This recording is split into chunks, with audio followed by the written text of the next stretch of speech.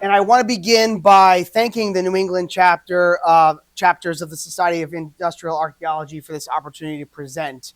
When I started this project over a decade ago, I was wholly interested in the railroad station design of the Portland and Rumford Falls Railway and how they were used to develop this industrial city of Rumford, Maine.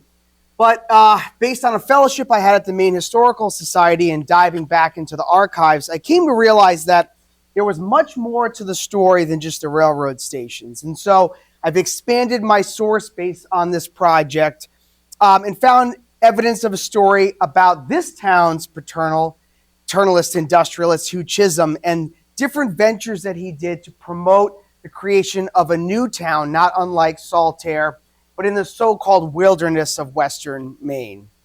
And so our story, like we just saw, begins here with water power on the Androscoggin River. And I want to quote from a 1952 speech given to a business society that said, quote, "The region where Rumford, Maine now stands was little more than a wilderness in the midwinter of 1882 when Hugh J. Chisolm first saw it.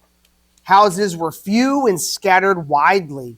Into this lonely scene there drove a horse and a sleigh from the direction of Bethel. Bundled in a robe of the rented rig was the subject of our sketch, recently turned 32.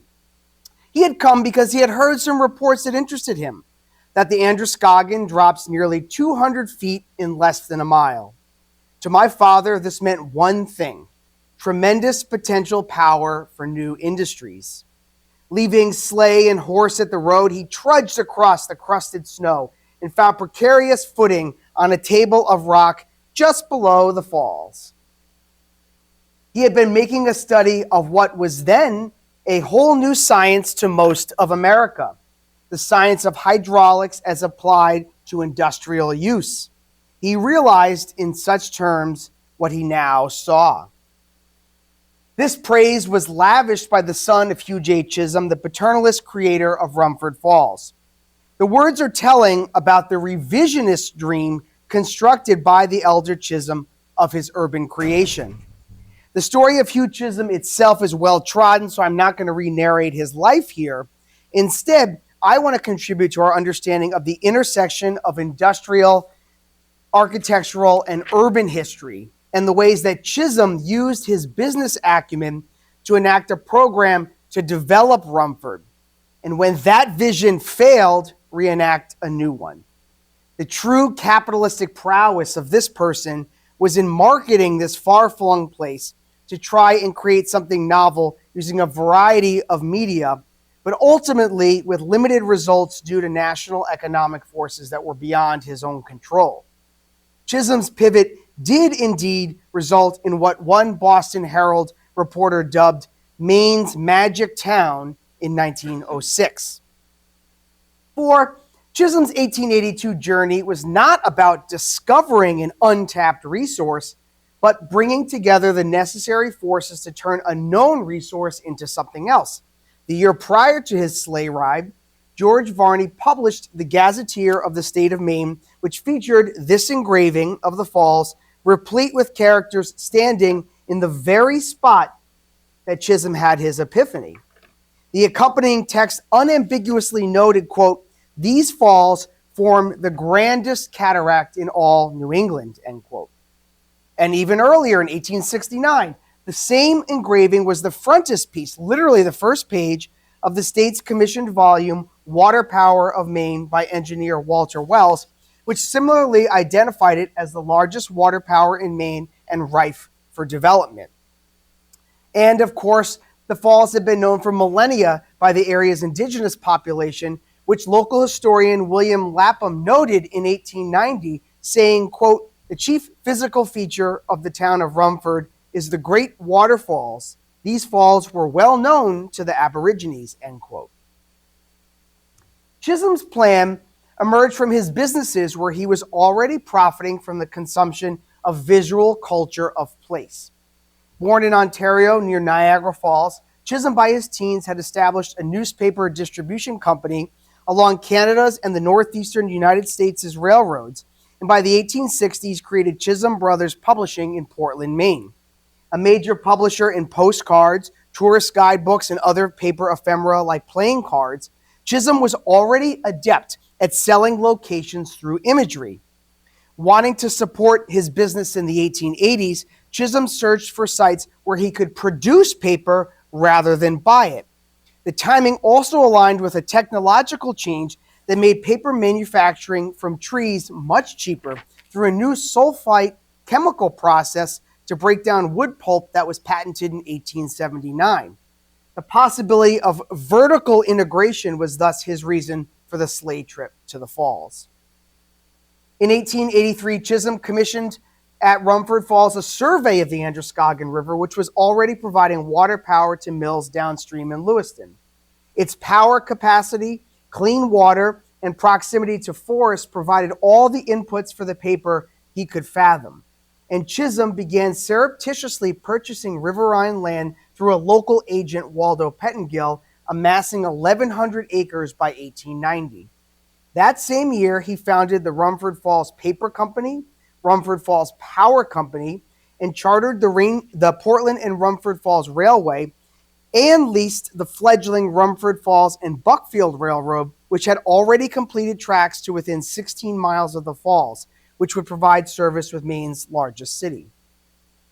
At the core of Chisolm's vision were the falls themselves. In 1891, the publication Manufacturer and Builder noted its, quote, estimated 35,000 effective horsepower as a minimum, an amount equal to the combined water power of Lowell, Lawrence, and Manchester, end quote. Dropping 180 feet in less than a mile, the falls earned the moniker the Niagara of New England. While Chisolm sought these falls for his own paper manufacturing, that need represented only a fraction of the potential power generation here.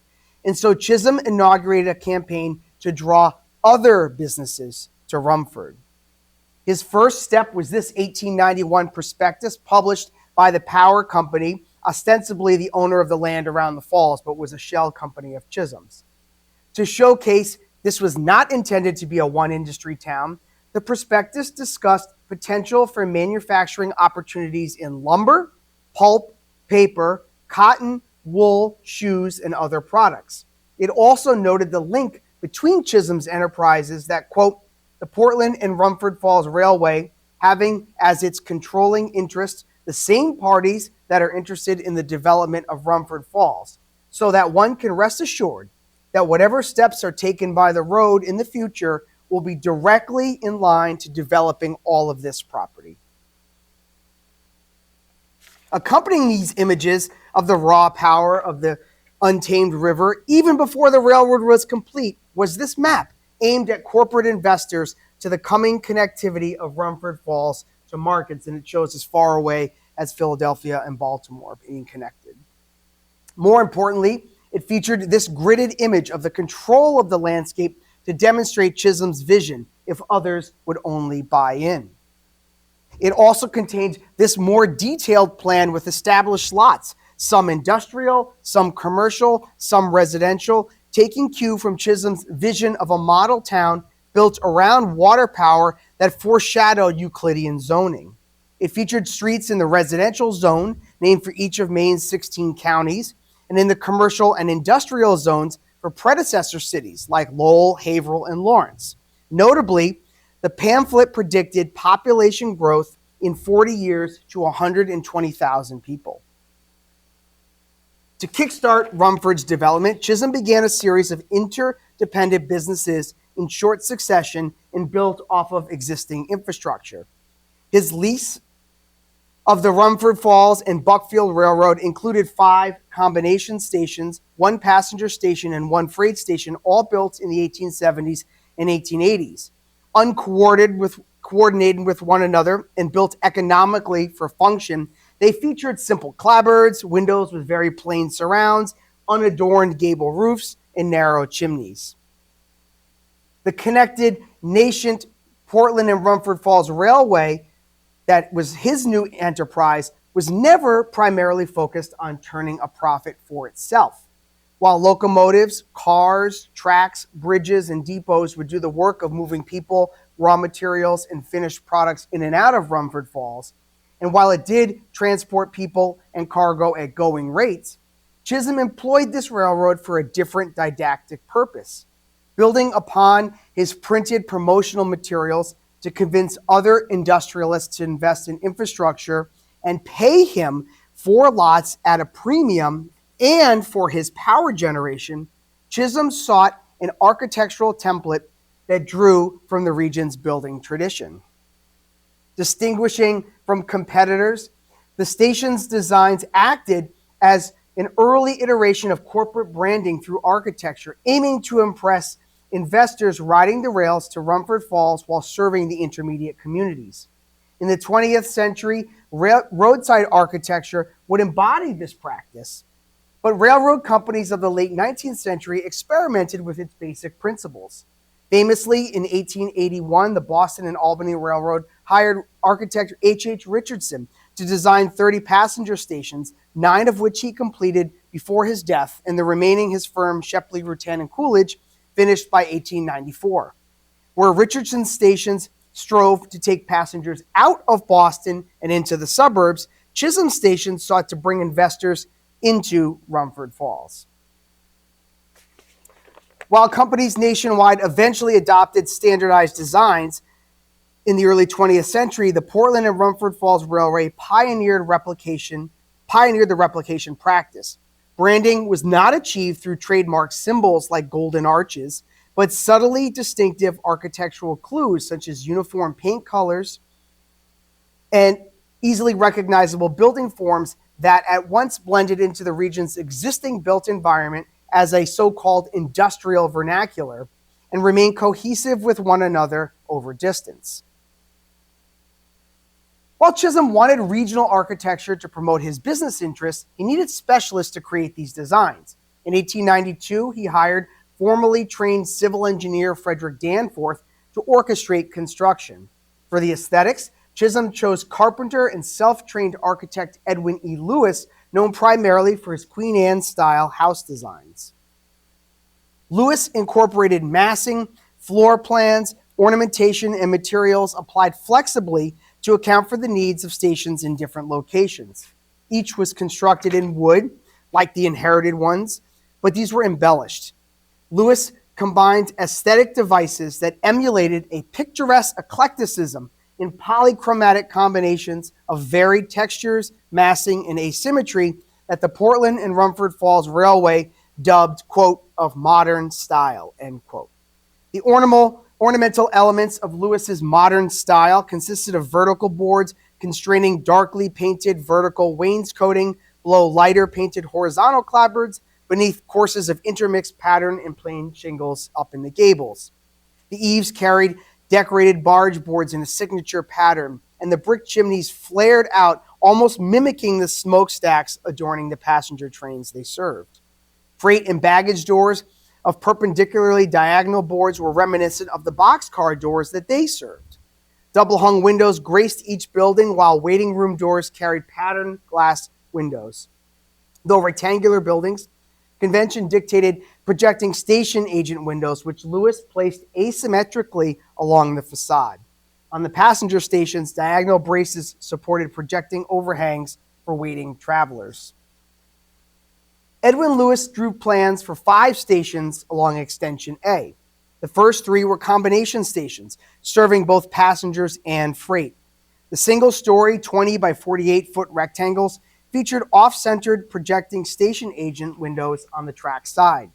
Its plan consisted of a freight room, a waiting room, office, and a toilet. The freight room occupied half of the space. It was accessible only from the exterior of the building through 6-foot unglazed doors. The passenger waiting room featured a coal stove that fed into a single chimney, and the room's interior walls carried attached bench-like settees. After viewing 3 nearly identical combination stations at Gilbertville, East Peru, and Peru, passengers on their way to Rumford Falls next witnessed Lewis's first dedicated passenger station at Dixfield/West Peru. Serving these 2 communities simultaneously and thus necessitating a freestanding passenger structure, This building had the dual role of signaling the approach to a growing Rumford Falls. The central office projected onto the platform in a bay window.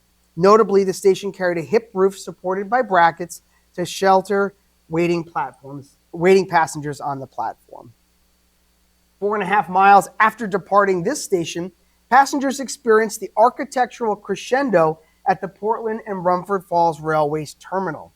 Having progressed from the railroad's inherited stations to its combination depots to the one passenger station to the terminal, a passenger figuratively arrived at civilization through the wilderness. Located across the Middle Canal from the downtown island business district, one immediately connected the Androscoggin River to the city's prosperity propelled by water power.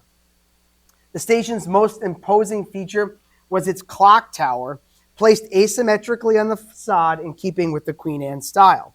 Associated with urbanity, the tower, along with the station's location within Rumford Falls, signaled a position of power, the importance of the railroad to the town's development, and to Chisolm's prowess, where the view from the tower and his office within provided a panopticon over the whole city. Lewis's combination of exterior ornamentation could be seen in this building of grand scale. The projected overhangs from the hip roof were decorated with the signature barge boards and supported by diagonal brackets. The exterior finish included corner boards, a base course of wainscoting, and horizontal clapboards. The chimneys flared out near their mouth. The railroad commissioners of Maine, when inspecting it, called it, quote, a model of neatness, convenience, and beauty in design, end quote. Local newspapers in Maine described it as being of modern architecture and proclaimed that the Portland and Rumford Falls Railway will have one of the finest passenger depots in all of Maine, end quote. With the necessary infrastructure now in place, Chisolm took out advertisements in popular publications to entice investment. One published in 1892, the Industrial Journal out of Bangor, read that Rumford Falls was, quote, destined to be one of New England's leading manufacturing centers. Manufacturing industries wanted. This is simply a beginning. Investors urged to investigate, end quote.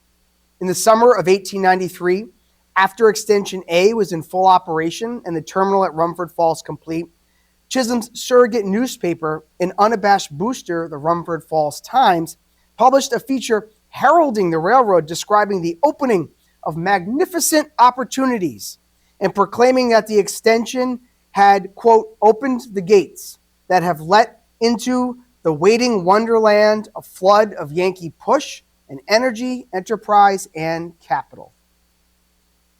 The opening of Extension A in 1892 and completion of the terminal in 1893 granted Rumford Falls access to markets and could attract investment, but Chisolm's vision was dependent upon transfer traffic at Mechanic Falls on the Grand Trunk Railroad, which served Portland and Montreal. To break this monopoly, and also to open up Rumford Falls' connectivity to Maine's second largest metropolitan area, Lewiston-Auburn, Chisolm struck a deal with the Maine Central Railroad and extended his line southward to Poland Spring Junction. This decision did not benefit Chisolm's own paper manufacturing enterprises, but it did provide industrial access to multiple markets to help entice more investment. Because Lewis had already established the architectural corporate branding template, the railroad entrusted engineer Danforth to extend the schema to this Extension B, retaining him to build 2 combination depots and 2 passenger depots.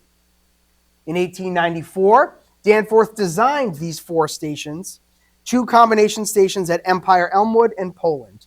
These were indistinguishable from Lewis's combination depots except for slight modification to the end gable window spacing. By replicating Lewis's designs, Danforth reinforced the overall landscape. The 2 additional passenger stations differed from one another and the 2 existing on the line, but they contributed to the overall corporate branding. Danforth distinguished Poland Spring with a hipped roof and a tower over the entry that itself was reminiscent of Rumford Falls. The tower reflected that the station served the fashionable Poland Spring House, which drew thousands of tourists to that popular spring water location. The spacious passenger station at Mechanic Falls was the connection of the Portland-Rumford Falls Railway to the Grand Trunk Railroad, and the first visible to many riders of the line, sort of announcing Rumford Falls. At the completion of Extension B, Chisolm wasted no time in promoting Rumford Falls and the railroad in its supportive role. On February 10, 1894, Chisolm hosted over 200 businessmen on an exclusive ride on the railroad to Rumford Falls to showcase the investment opportunities and his railroad's contribution.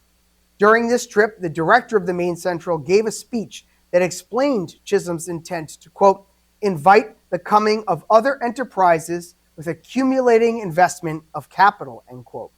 Newspapers, including Chisolm's own Rumford Falls Times, published a multi-page article titled The Dream Realized, which noted how in only 3 years, this line had turned a village of 2 or 3 houses into a town of over 1,000 residents. The article reprinted wood engravings of the passenger stations at Rumford Falls and Mechanic Falls, the stations bookending the entire line, highlighting their architecture and revealing their role in promoting Rumford Falls for investment. With the 2 extensions completed, prospective investors traveling to Rumford Falls, either via the Grand Trunk or the Maine Central, observed a sequence of coherent architecture to shape their perspectives. Between those, however, were the inherited stations of the Rumford Falls and Buckfield Railroad, but even those Chisolm replaced as necessary with new buildings within the established template, such as here at East Sumner. Months after the newspaper articles heralding the opening of Rumford Falls to investment, the Rumford Falls Power Company, also under Chisolm's leadership, published another promotional vehicle, this fold-out map. One side featured photographs of the emerging built environment with a selection of sites from the downtown island commercial core, such as the storefronts, the Hotel Rumford, which was designed by Edwin Lewis of railroad stations, and early mills in Chisolm's own business enterprise for paper manufacturing to demonstrate, again, the fulfilling potential of the city. Opposite, photographs of the infrastructure potential for other industries, such as the railroad terminal for connectivity to markets, a bridge over the river to demonstrate control of nature, and the raw power of the falls themselves. The embedded message to would-be investors here was that the sky was the limit. In between these image banks, a schematic of available commercial, industrial, and residential lots alongside those already developed indicated simultaneously progress happening and promise that existed. It had the effect, too, of reflecting the progression from the simple grid shown just 3 years earlier in the initial prospectus. In 1895, the Rumford Falls Publishing Company, not surprisingly, yet another Chisolm enterprise, released Rumford Falls, A Trip with Pen and Camera, that used photographs to promote the new stations, creating a feedback loop of paper and architecture to promote the development of Rumford Falls. It featured before and after comparative images of the city, noting, quote, no great monopoly has entered the field of competition at Rumford Falls to crush out the life of legitimate effort, progress, and ownership. This is a boon to any manufacturer, to any mercantile man, the mechanic and the home seeker, that is seldom enjoyed in towns developed in recent years, end quote, reflecting his still desire for a multi-investor scenario. The next year, Chisolm's publishing company released another tourist guide with an updated set of before and after images to showcase the rapid changes happening even within a year's time. And if we compare these side by side, we can see subtle but important indicators that show this perpetual shift from a wilderness into modernity. The apogee of Chisolm's campaign to attract other investors to Rumford Falls came in 1897, as demonstrated by this map to showcase the connectivity of the city to markets. I call this the apogee because this was the year that Chisolm finally stopped trying to find investors and truly turned Rumford Falls into the one industry town devoted to paper products that we know today. The reason was this. The Panic of 1893 that began in February of that year with the banking crisis did not end until 1897 with the onset of the Klondike Gold Rush. Taking matters into his own hands, Chisolm still owned lots of fallow land. And I want you to note this gap of 4 years between his industries, right? In that 4 years is when he's trying to sell this land. When he finally decides that's not going to happen, Rumford Falls becomes transitioned into a paper town, which was not a foregone conclusion. We don't have the operation of woolen mills, shoe mills, etc. While the founding of Rumford Falls' impetus was the vertical integration, at the end of the day, Rumford Falls led to international conglomeration. Excess water power was folded into new paper production ventures based on synergy across the industry, one of which was the founding of International Paper, of which Chisolm was president. International Paper was a conglomerate of dozens of mills around the country, and they set up operations in Rumford Falls to take advantage of this excess water power production. Chisolm himself extended that production to other businesses, including the Continental Paper bag manufacturing, Oxford Paper, which focused on newsprint in 1899, and eventually building worker housing such as Strathglass Park here in 1902, which was a new model of worker housing named for his ancestral home in Scotland.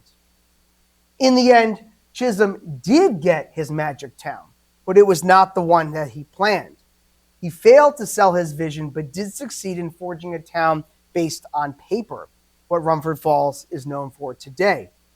In 1907, Chisolm leased the Portland and Rumford Falls Railway to the Maine Central Railroad because he no longer needed to operate the railroad to develop his city. He just needed connectivity and was happy to farm that out to railroad professionals. In 2020, Rumford native Carrie Arsenault published her expose Milltown, assessing the legacy of Chisolm's development in the 21st century. Part of the story is the vast wealth that Chisolm created, including developments like Strathglass Park, the worker housing complex designed by Cass Gilbert. This was an improvement over housing in earlier mill towns like Lowell or Manchester because these duplexes outwardly promoted an improved urban vision. However, they inwardly were designed to squash unionization efforts. Arsenault's work admonishes the destruction of the environment and human bodies through toxins. It's a critique of the ills of capitalism and those it leaves behind, such as the predominantly immigrant laborers who built the infrastructure, worked in the mills, and frequently went on strike over unpaid wages. While Rumford Falls today can reveal the costs of late-stage capitalism, the railroad and promotional materials Hugh Chisolm used to create this industrial city tell us other stories about ascendant capitalism and the relationship between infrastructure and a process of creating demand. For the use of an industrial vernacular architecture linearly connected across 52.5 miles simultaneously ensured the production of paper through the felling of trees, corporate profits through working class wages, the emergence of a fashionable built environment through the damming of rushing water, and the supply of power through unmitigated riverine pollution. None of the railroad stations, unfortunately, remain in the 21st century, but far from being ephemeral, they were integral to Chisolm's vision. The relevancy of this one small city affects our global manufacturing capitalistic system today because there's a direct connection between the failures to attract other businesses and the focus on paper and the creation of International Paper, one of the world's first international conglomerations. Thus, the station architecture of the small Portland and Rumford Falls Railway, which existed for not even 20 years in western Maine, elucidates how architecture facilitated the evolution of capitalism at the nadir of Gilded Age America. Thank you. Thank you. I'm happy to answer questions or take comments. Yes. So this guy built a railroad. He had he started newspapers, he built a town. Where did all the money come from for this originally? And yes, he had a publishing company, but I can't imagine that would pay for all of that other stuff. Right. From the So, beginning. no, it's a good question. So he established a monopoly on the Grand Trunk Railroad for newspaper distribution and was distributing something like hundreds of thousands of newspapers a day. And so was making big money off of that. The publishing company was wildly successful also in selling postcards and travel pamphlets and brochures. So he sort of parlayed that money into purchasing this land, which he knew the value would rise if people knew an industrialist was buying them. So he took another trip to the town and figured out who was a sort of notable local citizen that people liked. Waldo Pettingill, he was the leader of the local Oddfellows chapter, and was sort of well connected. And this person slowly purchased land as he learned it was coming available for sale over the course of a decade.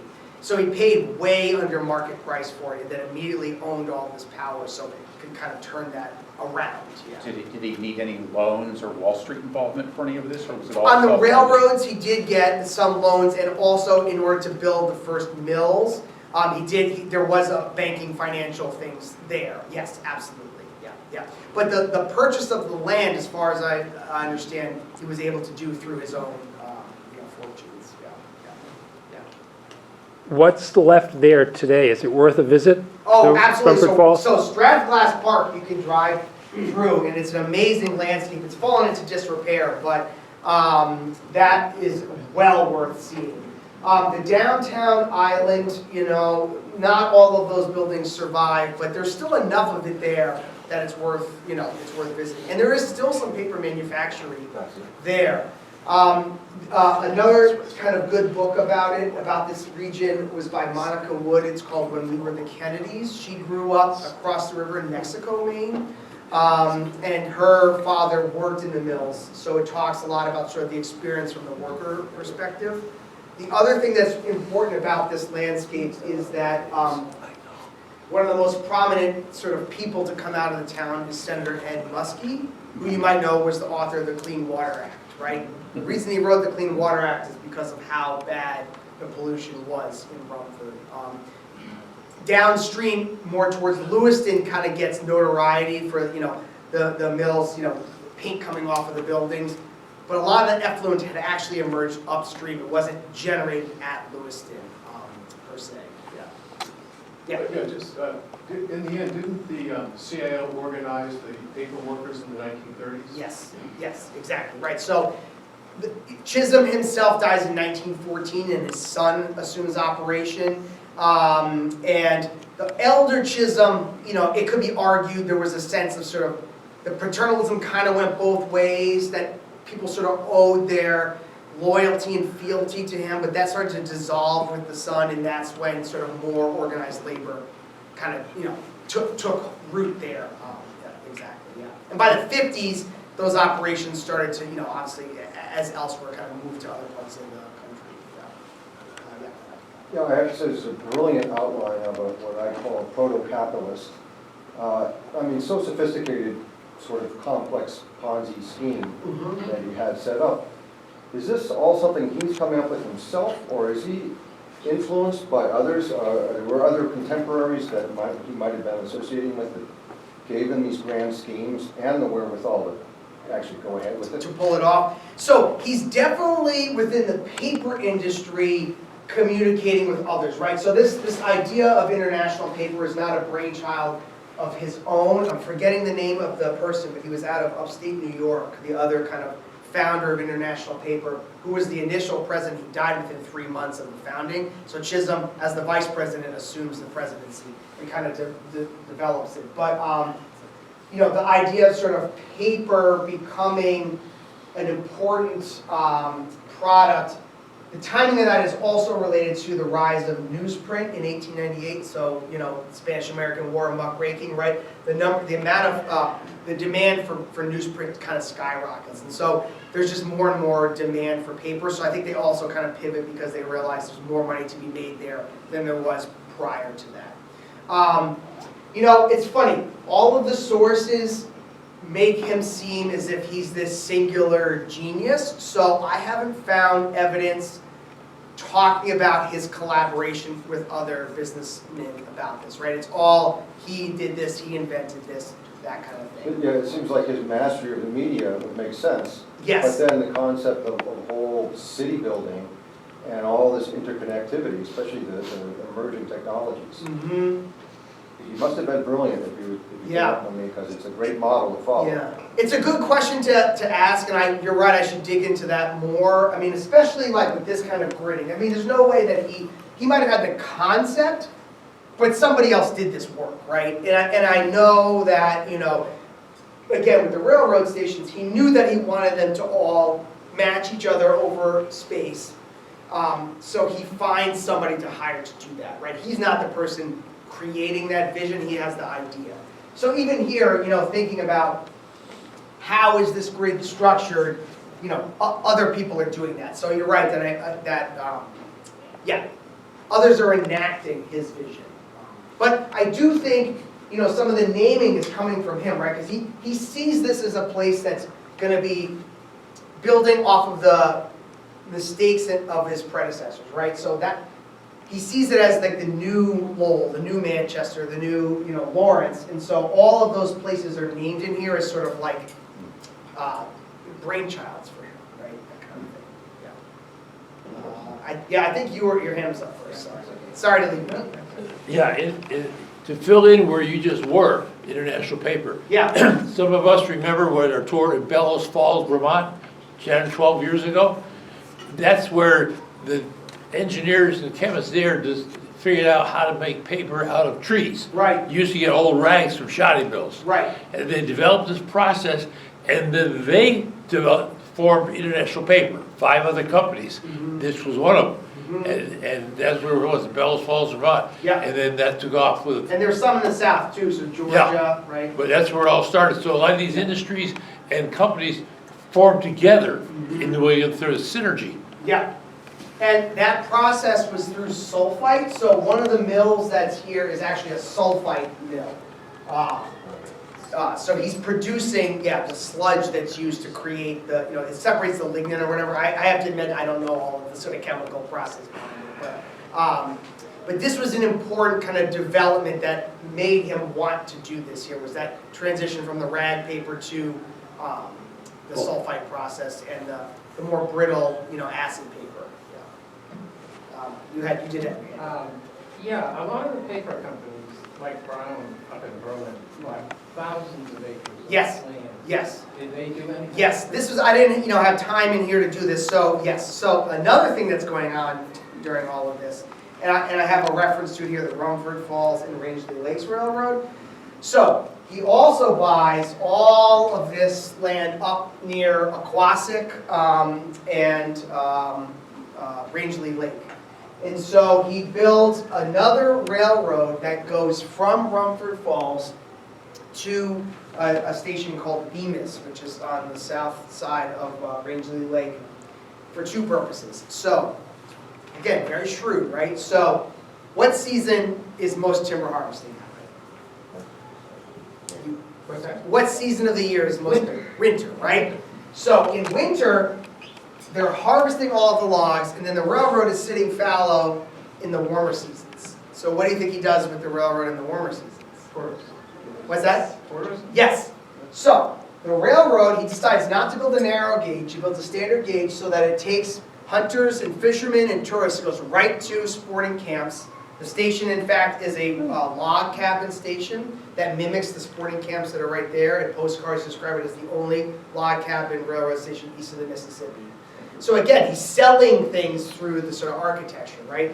But that railroad was also meant for harvesting logs and then taking tourists up in the seasons when it's not being used for logs, right? So again, kind of maximizing the infrastructure for personal gain. But it was built really for the timber harvest purposes, yeah. What's the state of Portland and Rumford Falls Railway as we speak? There's nothing. Nothing left. Yep. So unfortunately, the terminal burned in 1914. At that point, it was still operational, right? So, but Maine Central owns it at this point, and there's a brick station that they built as a replacement. That is still there, but that, I consider that a Maine Central station, not a Portland and Rumford Falls Railroad But station. is there an active railroad that goes through the town? No. There is a freight line, yes. Yep, and it goes along the river. But they just took, unfortunately, the roundhouse was just demolished like a year ago, that Edwin Lewis also designed, so that was a bummer. Yeah. It's economically depressed, this area. So, maybe one or two more, and then I know there's someone else to speak, so I don't want to. All right, I think you were there. Then you. What were the characteristics of the water power development of that 35,000 horsepower? Well, what do you mean? Oh, canal system. Yes, so there was a canal system, and all the choice lots are on the upper canal. This is the upper canal, and that's the lower canal there. I'm not an engineer, so I'm more of an architectural historian, so I confess I don't know the differences between Was those. there a dam built by the Yes, falls? yes, there was a dam built on the falls. Yep. And one of the sort of advertising pieces he talks about is the amount of water that flows year-round. So he basically says even in the summer months when you would expect it to drop, we can guarantee X amount of horsepower per day because of the way that it was constructed, which again, you probably would be able to decipher more quickly than I am. I'm more interested in the promotional side of it than the technical Well, I side. mean, if it had 35,000 horsepower and it was triple, Lowell, Manchester, and Lawrence. Yeah. It had to have massive water power potentials. Yes. The question is, how is that tied into the industry? So, Yeah. Often, this is vast exaggeration of the water power because of the seasonal issues. that Yes. you mentioned. Yes. They never developed Yeah. 35,000 Right. horsepower. Right. He did commission, I had to cut this slide out, but he did commission an engineer from New York, I think, to come up and produce a pamphlet that explained how they were going to achieve this water power, based on, he had all these statistics in there and that kind of thing, which, Chisholm's doling out at all these meetings and saying, like, it's not just me saying that, look, this engineer is proving that we can hit these targets, so. Yeah. And actually, so one last thing, the leases that were assigned to these various lots have covenants built into them about how much minimum power they will get on a daily basis. So there is a guarantee in there about power generation as well. Yeah. And I have that evidence. This is an advertisement. Those of you who went to our fall tour in Brunswick know the story. I had booked a tour of Indy Paper, all their railroad yards. It's going to be multiple hours of visit. And then a bad day happened. They said, well, we have to cancel because we're putting in a new machine and we got a couple renovations going. So I'm trying to regenerate that. It's not going to happen in May, but maybe in the fall. I think I can get it put back together again. Again, it was going to be for the tour of the Indy Paper, who's the new owner of, how many owners have they had? 30 or something, I don't know. As well as the falls, the park that he mentioned, which actually has, if it's nice weather, we can eat outside there. So stay tuned. And those of you that were, what's that? When are you planning this for? I'm hoping for this fall. Okay. Okay. Late September, early October. That's my push at this point. It's a little late to put it together for May. And those of you that were also in our Brunswick tour learned a lot about the history of the Androscoggin River, the industrial side of it, and the pollution and the Clean Water Act. And so this really ties into a lot of our past tour and hopefully we do a future tour. Perfect. Well, that's a good note to end on. I think if others want to chat with me afterwards, we'll do that. But I want to be kind since I know there's another. Thank you.